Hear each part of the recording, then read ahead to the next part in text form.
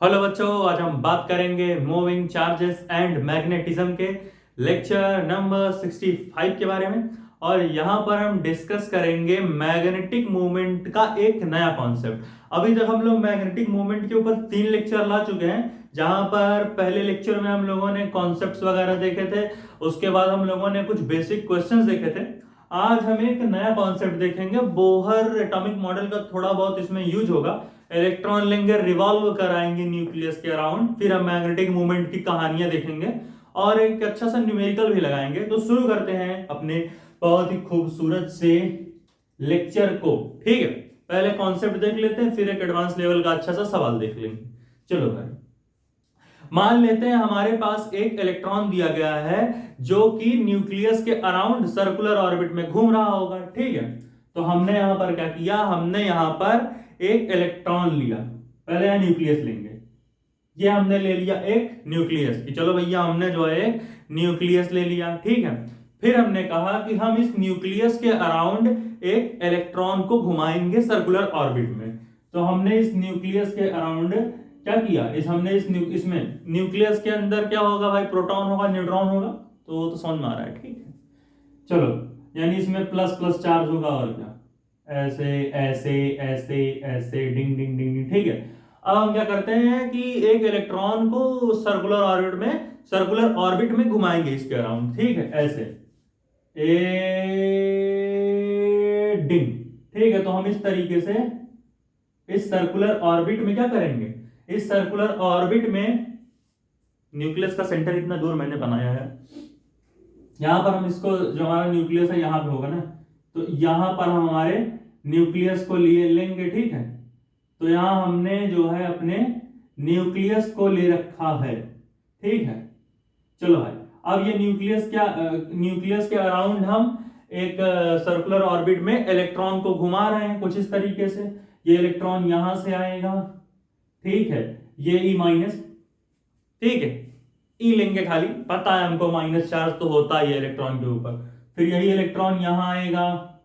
ठीक है, फिर यही इलेक्ट्रॉन यहां पर जाएगा, फिर यही इलेक्ट्रॉन यहां भी जाएगा। ठीक है, तो ये इलेक्ट्रॉन जो है लगातार मोशन कर रहा इस सर्कुलर ऑर्बिट में। ठीक है, मान लेते हैं जो ये ई इलेक्ट्रॉन घूम रहा है, इसके घूमने की जो वेलोसिटी है वो v है, यानी v वेलोसिटी से इस सर्कुलर ऑर्बिट में ये इलेक्ट्रॉन मूव कर रहा है, v वेलोसिटी से। ठीक है, ये v वेलोसिटी से ये जो इलेक्ट्रॉन है ये मूव करे जा रहा है इस सर्कुलर ऑर्बिट में, जो कि थोड़ा मैंने सही नहीं बनाया। ठीक है, फिर हमने कहा कि कुछ यहां पर कहानियां बनाते हैं। ठीक है, अगर ये इलेक्ट्रॉन सर्कुलर ऑर्बिट में मूव कर रहा है तो इलेक्ट्रॉन भी एक चार्ज होता है।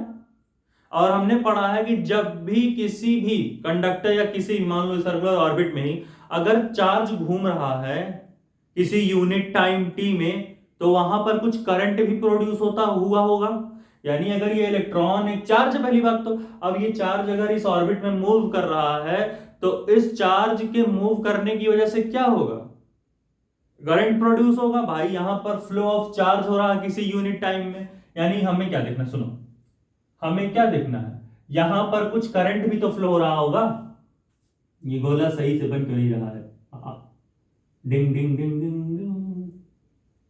ठीक है, हाँ, तो हमने कहा कि भैया अगर इस सर्कुलर ऑर्बिट में मूव कर रहा तो यहां पर कुछ करंट भी तो बन रही होगी। करंट क्या होता है, करंट होता है भैया rate of flow of charge per unit time through a cross section area है। मतलब किसी क्रॉस सेक्शन एरिया में से कितना चार्ज फ्लो हो रहा किसी यूनिट टाइम में, मतलब ये क्या है क्या करंट, ये है रेट ऑफ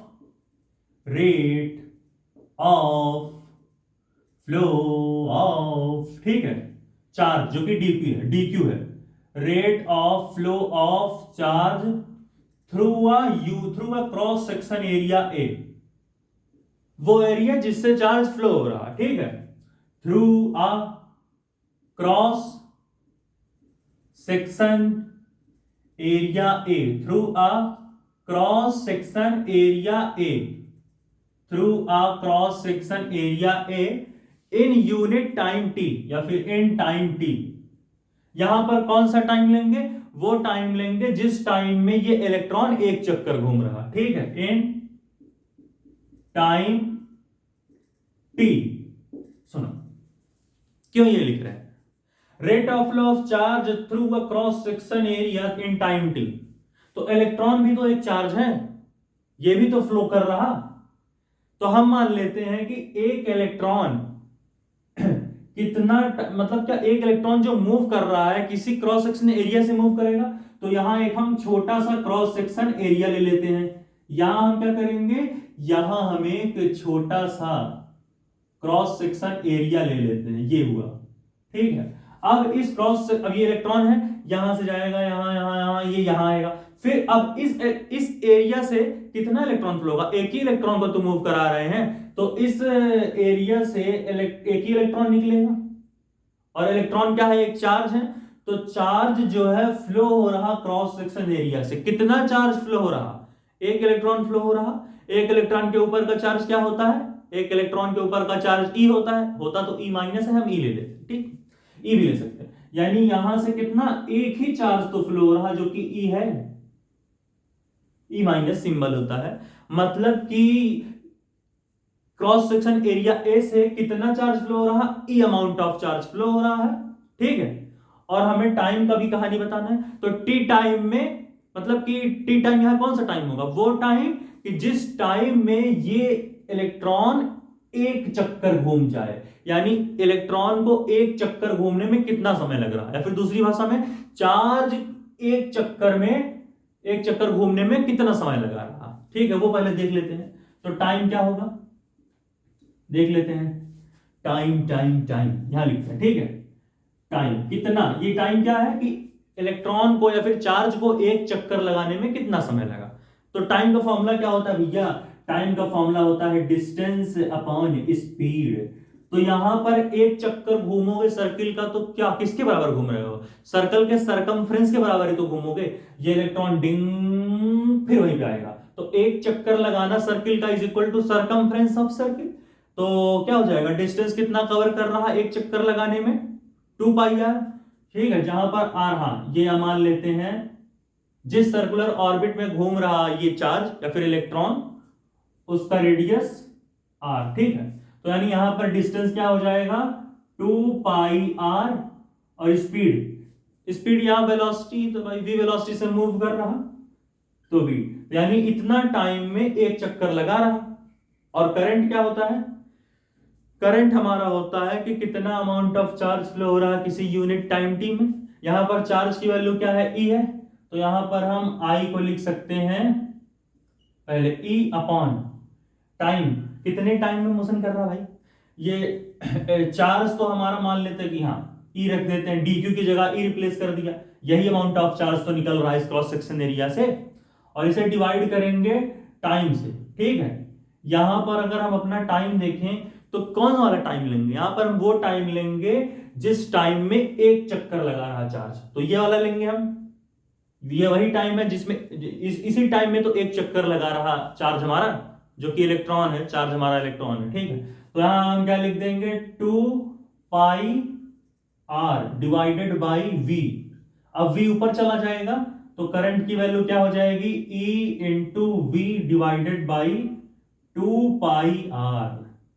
यानी अगर हम ध्यान से देखें तो कितना अमाउंट ऑफ करंट फ्लो हो रहा, ठीक है। अगर हम ध्यान से देखें तो कितना अमाउंट ऑफ करंट फ्लो हो रहा किसी क्रॉस सेक्शन एरिया ए से किसी टी टाइम में इस सर्कुलर ऑर्बिट पर, तो इतना इतना इतना करंट फ्लो हो रहा है, ठीक है, समझ गए।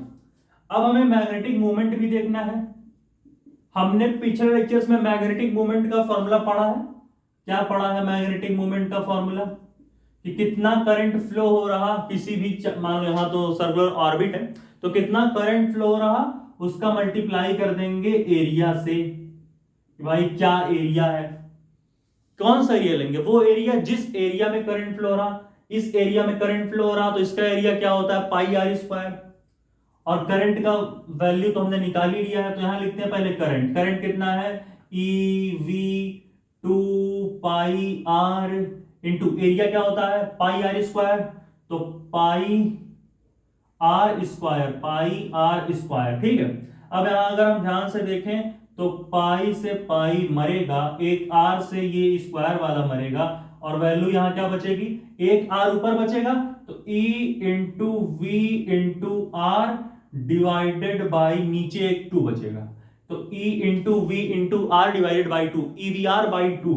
तो मैग्नेटिक मोमेंट क्या आएगा, EVR बाई 2। अब मैग्नेटिक मोमेंट का डायरेक्शन कैसे निकालते हैं कि अपने राइट हैंड के पाम, ये होता है पाम, तो राइट हैंड का पाम करंट के डायरेक्शन में कर्ल करेंगे और थंब जिधर पॉइंट करेगा वही होगा मैग्नेटिक मोमेंट का डायरेक्शन।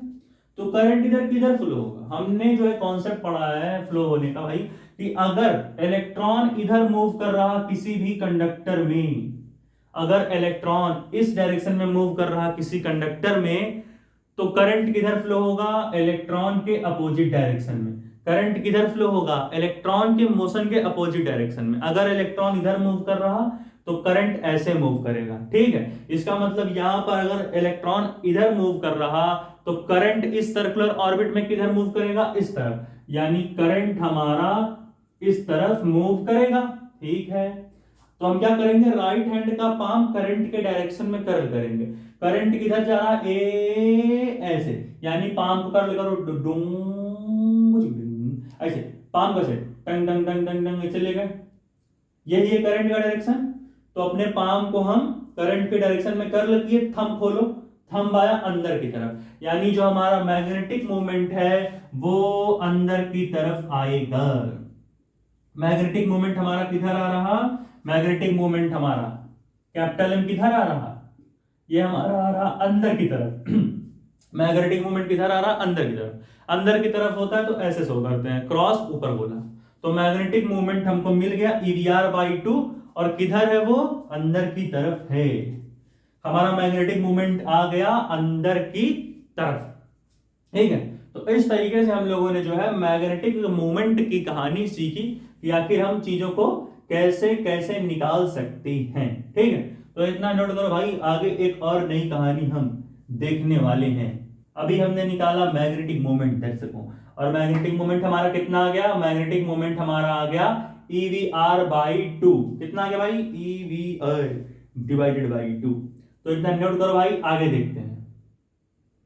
हो गया क्या, समझ में आया कि नहीं, पक्का, हटा दो भैया मैग्नेटिक मोमेंट, ठीक है।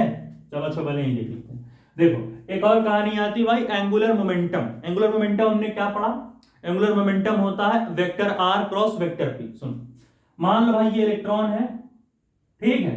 अब ये इलेक्ट्रॉन क्या हो, फिर ऐसे देख लेते हैं, ये इलेक्ट्रॉन कैसे मूव करता है, ऐसे कंप्लीट ऑर्बिट हो जाता है तकरीबन तकरीबन, समझ रहे हो। इलेक्ट्रॉन ऐसे ही तो मूव करता है, सर्कुलर ऑर्बिट में मूव कर रहा। तो अब यहां पर इस सर्कुलर ऑर्बिट का कुछ रेडियस वेक्टर होगा, ठीक है, रेडियस वेक्टर होगा, यानी सर्कुलर ऑर्बिट का कुछ रेडियस होगा, ठीक है। और क्या होगा, अब भाई इलेक्ट्रॉन मूव कर रहा तो इलेक्ट्रॉन किसी वेलोसिटी से मूव कर रहा होगा, भाई इलेक्ट्रॉन मोशन में है तो उस इलेक्ट्रॉन की कुछ वेलोसिटी होगी, किसी वेलोसिटी से मूव कर रहा होगा इलेक्ट्रॉन, ठीक है। कुछ तो वेलोसिटी होगी, अगर इलेक्ट्रॉन मोशन में है तो उस इलेक्ट्रॉन की कुछ तो वेलोसिटी होगी, किसी वेलोसिटी से ही तो मूव करेगा, ठीक है। और वेलोसिटी होगी और इलेक्ट्रॉन का कुछ मास भी तो होगा। मान लेते हैं इलेक्ट्रॉन का मास यहां पर हमारा m है, यानी इलेक्ट्रॉन का कुछ मास होगा, तो उस मास को हम मान लेते हैं स्मॉल m, और इलेक्ट्रॉन जो है किसी वेलोसिटी से मूव कर रहा होगा तो उसकी वेलोसिटी भी मान लेते हैं, ठीक है। और जिस सर्कुलर ऑर्बिट में इलेक्ट्रॉन मूव कर रहा उस सर्कुलर ऑर्बिट का रेडियस क्या है भैया, स्मॉल r है भैया, ठीक है। अब हमने पढ़ा है कि एंगुलर मोमेंटम का फॉर्मूला क्या होता है। अगर हम ध्यान से देखें एंगुलर मोमेंटम का फॉर्मूला तो वो होता है हमारा r क्रॉस p। जो हमारा एंगुलर मोमेंटम का फॉर्मूला होता है वो होता है vector r cross vector p, जहां पर वेक्टर p क्या होता है, वेक्टर p हमारा होता है मोमेंटम, और मोमेंटम का फॉर्मूला क्या होता है, मास इनटू वेलोसिटी, ठीक है। और वेक्टर आर क्या होता है, रेडियस है उस सर्कुलर ऑर्बिट का जिस सर्कुलर ऑर्बिट में हमारा इलेक्ट्रॉन मोशन कर रहा। तो यहां पर वैल्यू क्या आएगी, वेक्टर आर तो ऐसे ही रहने दो भैया, आर ऐसे रह गया अपने में, ठीक है। अब पी की जगह हम क्या रखेंगे, पी की जगह हम रखेंगे m इंटू वी, पी की जगह हम क्या रखेंगे, पी की जगह हम रखेंगे एम वी, ठीक है। तो हमारा मोमेंटम कितना आ गया, आर एम वी को एम वी आर भी लिख सकते हैं ना, तो यहां हम लिख देते हैं एम वी आर, यानी जो हमारा एंगुलर मोमेंटम आया, एंगुलर मोमेंटम को हम क्या लिख सकते हैं, एंगुलर मोमेंटम को हम लिख सकते हैं भैया एम वी आर, यानी जो हमारे एंगुलर मोमेंटम होगा इलेक्ट्रॉन का, जो हमारे इलेक्ट्रॉन का एंगुलर मोमेंटम होगा वो कितना होगा, वो हमारा होगा एम वी आर। अगर यहां से आर की वैल्यू निकालना चाहें हम तो कितनी आएगी यहां से, तो क्या होगा 2m को इधर ले जाओ या फिर r उधर ले जाएंगे तो क्या हो जाएगा, r 2m is equal to E V R. तो यहां से क्या हो जाएगा 2m equals to E V R, रुको, तो यहां क्या हो जाएगा 2m equals to E into V into R. तो यहां से r की वैल्यू क्या हो जाएगी, r की वैल्यू हो जाएगी 2m by EV, 2m by EV, ठीक है।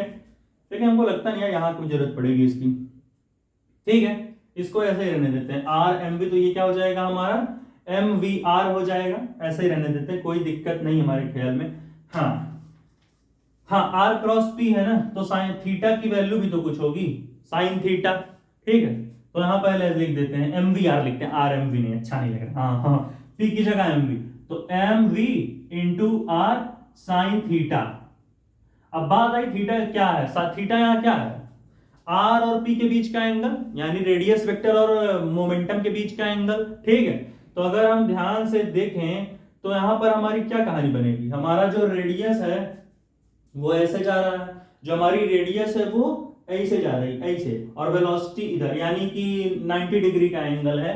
तो यहाँ क्या हो जाएगा, थीटा की जगह हम रख देंगे साइन 90, और जो हमारी वैल्यू आएगी वो कितनी आ जाएगी एम वी आर, क्योंकि साइन 90 की वैल्यू होती है 1, ठीक है। अब मास का कोई डायरेक्शन है, तो वेलोसिटी इधर जा रही, रेडियस इधर, तो 90 डिग्री। तो एंगुलर मोमेंटम हमारा कितना आ गया, एंगुलर मोमेंटम हमारा इलेक्ट्रॉन का जाएगा एम वी आर, ठीक है, हो गया भैया। अब हम ना मैं क्या बोलते हैं, एंगुलर मोमेंटम और मैग्नेटिक मोमेंट, इन दोनों का हम वो निकालेंगे, क्या बोलते हैं उसे यार, हाँ रेशियो निकालेंगे। उससे पहले एंगुलर मोमेंटम का डायरेक्शन भी देख लेते हैं।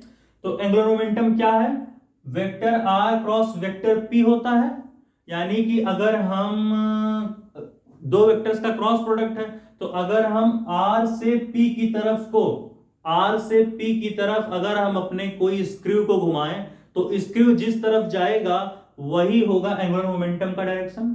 तो मोमेंटम इधर है और रेडियस इधर है, ठीक है। तो हम रेडियस से पी की तरफ घुमाएंगे, यानी जो हमारा रेडियस है इस सर्कुलर ऑर्बिट का, उससे मूव कराएंगे मोमेंटम की तरफ अपने स्क्रू को। तो अगर हम यहां स्क्रू रखें और रेडियस से मोमेंटम की तरफ अगर हम मूव कराएं, रेडियस इधर है और मोमेंटम, रेडियस इधर है मोमेंटम इधर है, तो रेडियस से मोमेंटम की तरफ अगर हम स्क्रू को घुमाएं तो कैसे जा रहा, रेडियस से मोमेंटम की तरफ अगर हम स्क्रू को घुमाएं तो हमारा स्क्रू बाहर की तरफ जा रहा। इसका मतलब यहां जो डायरेक्शन होगा एंगुलर मोमेंटम का वो हमारा बाहर की तरफ होगा, एंगुलर मोमेंटम का डायरेक्शन बाहर की तरफ आउटवर्ड्स होगा, जो हमारा एंगुलर मोमेंटम होगा वो बाहर की तरफ। यानी मैग्नेटिक मोमेंट और एंगुलर मोमेंटम दोनों एक दूसरे के अपोजिट डायरेक्शन, भाई मोमेंटम इधर ही तो है, मास इनटू वेलोसिटी, रेडियस इधर, ये देखो ये हमारा है रेडियस, ये मोमेंटम, ये p, ये रेडियस। अब यहां से ऐसे स्क्रू घुमाओ, टुक टुक टुक टुक टुक टुक टुक,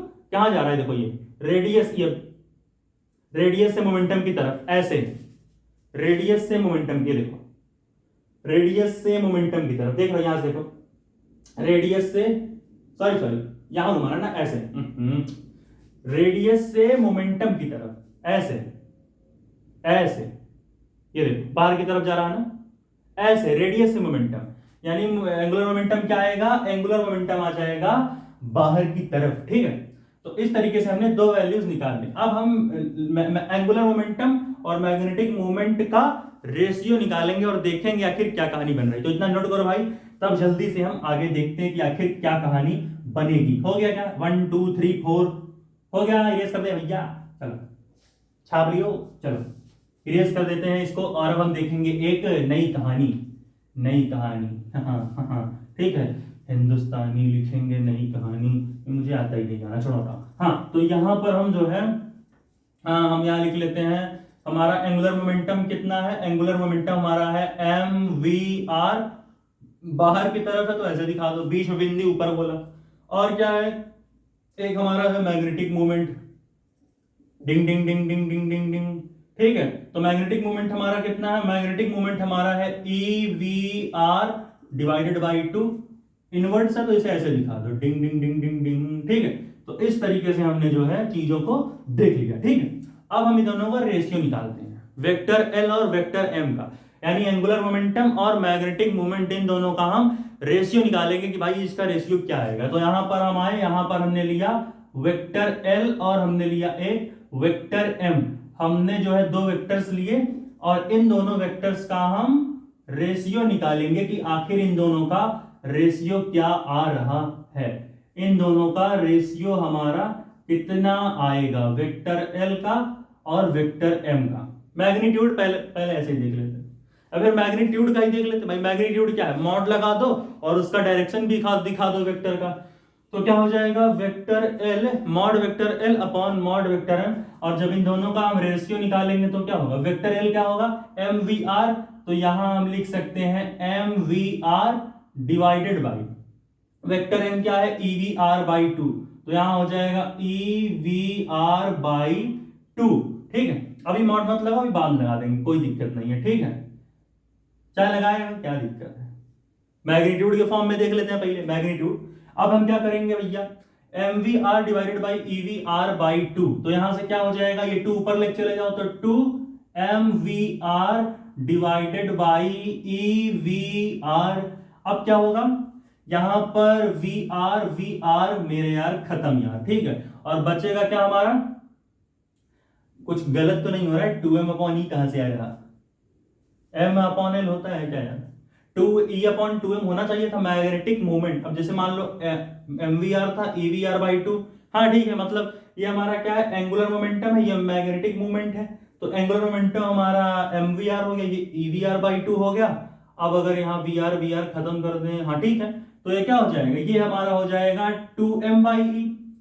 अगर L अपॉन M इतना है तो M अपॉन L क्या हो जाएगा, हमारा M अपॉन L कितना हो जाएगा, जो हमारा M और L का अगर हम मॉड देखें, M यहां ऊपर ले लेते हैं, L यहां हम नीचे ले लेते हैं, तो अगर हम M और L का देखेंगे तो कितना जाएगा, ML का हमारा आ जाएगा E अपॉन 2M, उल्टा हो जाएगा सीधा, मतलब जो L अपॉन M का है वो M अपॉन L का उसका उल्टा, यानी इसकी जगह हम E अपॉन 2M रख सकते हैं। यानी हमारे M और L का रेशियो क्या आ जाएगा, हमारे M और L का रेशियो आ जाएगा E अपॉन 2M। अब एक और बात, अगर हम इसे वेक्टर फॉर्म में देखना चाहें, यानी ऐसे vector M upon vector L, अगर वेक्टर के फॉर्म में देखेंगे तो डायरेक्शन लेना पड़ेगा, मैग्नेटिक मूवमेंट अंदर की तरफ, एंगुलर मोमेंटम बाहर की तरफ, यानी ये दोनों अपोजिट में है तो यहां माइनस लगा लो, -E डिवाइडेड बाई 2M, क्योंकि मैग्नेटिक मूवमेंट और एंगुलर मोमेंटम दोनों अपोजिट डायरेक्शन में, तो यहां माइनस लगा लो तो कहानी खत्म हो गई। तो इस तरीके से हम लोगों ने इसका जो है रेशियो निकाल लिया कि हाँ भाई जो है इसकी रेशियो ऐसी कुछ आती है। तो ये हमारी हो जाएगी क्या, ये हमारी हो जाएगी भैया रेशियो मैग्नेटिक मूवमेंट और हमारे एंगुलर मोमेंटम की, ठीक है। इस तरीके से हम यहां पर चीजों को देख सकते हैं बहुत ही आराम से, ठीक है। हो गया इतना, नोट कर लिया भैया, इसको भी नोट करो, साइड में कोपचम लगा दे इसको, नहीं यहां एक और कहानी लिखते हैं, इसको नोट करो, यही देखेंगे, ठीक है। यहां नोट करो इतना, 1 2 3 4, जल्दी भैया, हो गया हो गया हो गया हो गया। चलो यहां पे एक और कहानी देखो यार फटाक से, ये तो हम लोग का इधर एक अलग कहानी, इसको अलग रखो ऐसे साइड में। अब आएगा बोहर का कहानी, बोहर का एक थ्योरी था, उन्होंने क्या बोला था कि जो हमारी एंगुलर मोमेंटम होती है उन्होंने कहा था कि जो भी हमारा एंगुलर मोमेंटम होता है वो क्या होता है, जो भी हमारी एंगुलर मोमेंटम होती है किसी भी मूविंग इलेक्ट्रॉन की, ठीक है। हमने पढ़ा था एंगुलर मोमेंटम, हमने पढ़ा था क्या, एंगुलर मोमेंटम, जो भी हमारा एंगुलर मोमेंटम होता है, ठीक है, angular momentum of moving electron, कि मान लो अगर भाई कोई इलेक्ट्रॉन है जो कि मूव कर रहा है, यानी कि हमारे पास कोई इलेक्ट्रॉन है जो कि मोशन में है, जो कि मूव कर रहा, तो angular momentum of an moving electron in a orbit, in a circular orbit या फिर इन ऑर्बिट बोल लो, इन अ ऑर्बिट, ठीक है, इन अ ऑर्बिट, जो उसका एंगुलर मोमेंटम होगा वो क्या होगा, angular momentum of moving electron in a orbit is integral multiple of integral multiple, ठीक है, integral multiple of h/2 pi. h यहां पर क्या होगा, प्लैंक्स कांस्टेंट, h/2 पाई का मतलब जो भी हमारा एंगुलर मोमेंटम होता है इलेक्ट्रॉन का, क्या होता है एंगुलर मोमेंटम, ये होता है हमारा mvr। mvr क्या होगा, ये इंटीग्रल मल्टीपल होगा h/2 पाई का, या इंटीग्रल मल्टीपल मतलब कि h/2 पाई में इंटीजर्स का मल्टीप्लाई कर लो, जहां पर इंटीजर्स क्या होंगे, n होंगे, ठीक है, इंटीग्रल मल्टीपल ऑफ, और n की वैल्यू हम कुछ भी ले सकते हैं, n एक इंटीजर है तो वहां हम लिख सकते हैं 1 2 3 4, ऐसे बहुत सारे। इंटीग्रल मल्टीपल लेना है ना, इंटीग्रल मल्टीपल मतलब कोई इंटीजर से मल्टीप्लाई करना है h/2 पाई में, तो यहां लो एक इंटीजर n h/2 पाई। अब n की जगह वैल्यू रखते जाओ, n की जगह 1 रख दो तो एक सेल के लिए क्या होगा एंगुलर मोमेंटम, 2 रख दोगे तो दूसरी सेल के लिए क्या होगा एंगुलर मोमेंटम, 3 सेल रखोगे तो तीसरी सेल के लिए क्या होगा एंगुलर मोमेंटम। तो इस तरीके से हम यहाँ n की वैल्यू रखते जाएंगे और जिस सेल के लिए निकालना होगा मोमेंटम उस सेल की वैल्यू n की जगह पुट कर देंगे, निकल आएगा। और हमने एक और चीज सीखा कि जो एंगुलर मोमेंटम होगा, जो हमारा एंगुलर मोमेंटम होगा वो h/2 पाई का इंटीग्रल मल्टीपल होगा, ठीक है। तो यहां हमने सीख लिया कि भाई ये हमारा एक नया थ्योरी आ गया बोहर के थ्योरी के अकॉर्डिंग। अब L की जगह हम क्या रख सकते हैं, पहले अब एक और काम करते हैं, हम एक काम करते हैं, वेक्टर m को इधर ही रहने देते हैं, वेक्टर m को हम इधर ही रहने देते हैं, यहां अभी -e वाला कहानी हटा दो, कोई दिक्कत नहीं, ठीक है, अभी हम थोड़ा फॉर्मूला वगैरह ला रहे हैं ना, कोई दिक्कत नहीं होगा। अगर हम यहाँ e रखें, ठीक है, अगर हम यहाँ, ये हमारा चार्ज हो गया डिवाइडेड बाई 2m, अब इस L को इधर लेके चले जाओ, यहां मॉड में चीजों को रखोगे तो सही रहेगा, ठीक है, तब क्या कहते हैं ना, तब वो सब करना नहीं पड़ेगा, ठीक है। तो मॉड m क्या हो जाएगा, इनटू मॉड L, ठीक है, ये ऐसे, तो इस तरीके से यहां कर लो भैया, ठीक है। अब यहां क्या हो जाएगा, L की जगह क्या रख सकते हैं, L की जगह हम रख सकते हैं NH/2 पाई, तो यहां हम लिखेंगे E/2m into NH/2 pi is equal to हमारा है मैग्नेटिक मूवमेंट। ये हम लोग का हो गया मैग्नेटिक मूवमेंट, और हमारे मैग्नेटिक मूवमेंट का क्या वैल्यू है, हमारे मैग्नेटिक मूवमेंट का वैल्यू है E/2m इंटू NH/2 पाई। तो इस तरीके से हम लोगों ने देखा जो हमारा मैग्नेटिक मूवमेंट है, मैग्नेटिक मूवमेंट का हमारा ये फॉर्मूला आ गया। यानी अगर हम इसको और मॉडिफाई करना चाहें तो हम क्या लिख सकते हैं, हमारा जो मैग्नेटिक मूवमेंट हो जाएगा वो हमारा क्या लिख सकते हैं, यहां पर हम लिख सकते, ये हमारा n है, NH, ठीक है, यानी इसको हम लिख सकते हैं E/2m इंटू NH/2 पाई। तो अगर हम इसको इरेज कर दें, क्या ये वाला समझ में तो आ गया होगा, ठीक है। तो अगर हम यहां n की वैल्यू 1 पुट कर दें, यानी अगर हम for n equal to n देखें कि भाई अगर हम n की वैल्यू को 1 रख दें फॉर n इक्वल्स टू 1, कि भाई हम अगर n की वैल्यू, जो हमारा इंटीजर है, हमारा जो सेल है, उसकी वैल्यू अगर 1 रख दें तो ये फॉर्मूला क्या बन करके आएगा, ये फॉर्मूला यहां बन करके आ जाएगा, हमारा क्या आएगा, ये आएगा E/2m इंटू n की जगह 1, तो E/2m इंटू H/2 पाई, सीधा ऐसे E/m इंटू H/2 पाई। तो ये क्या हो जाएगा, 2 2 हमारा बन जाएगा 4, 2 2 हमारा क्या बन जाएगा, 2 2 हमारा बन जाएगा 4, यानी यहां क्या हो जाएगा EH/4m पाई, EH/4m पाई। तो इस तरीके से जो हमारा मैग्नेटिक मूवमेंट आएगा वो हम क्या देख सकते हैं, EH/4 पाई m आ जाएगा, जहां पर अगर हम h की वैल्यू देखें तो h हमारा क्या होता है, h हमारा होता है प्लैंक्स कांस्टेंट, जिसकी वैल्यू हमारी होती है 6.26 इंटू 10⁻⁻34 जूल सेकेंड, और हमारे इलेक्ट्रॉन के चार्ज का ऊपर का वैल्यू क्या होता है, एक इलेक्ट्रॉन के चार्ज की वैल्यू क्या होती है 1.6 into 10 to the power -19 coulomb होती है। और हम अगर देख लें भैया ये H हो गया, E हो गया, और अगर हम मास देखें इलेक्ट्रॉन का तो वो कितना होता है 9.1 into 10 to the power -31 kilogram. तो इस तरीके से हम लोग मैग्नेटिक मोमेंट के फॉर्मूलास को, एक और फॉर्मूला है जिसे हमने देख लिया जो कि इतना आएगा, क्या आएगा E/2m into H/2 n equal to 1 के लिए, तो वहां से क्या बन जाएगा EH/4πm। तो इस तरीके से हमने चीजों को देखा। यहां -e भी लिख सकते हो, हम लोगों ने नहीं लिखा क्योंकि हमने मॉड वाला फॉर्म में देखा, L की जगह NH/2 रखा, ठीक है, तो कोई दिक्कत नहीं है, लगा सकते हो भैया तो अपने मन से, ठीक है, ठीक है।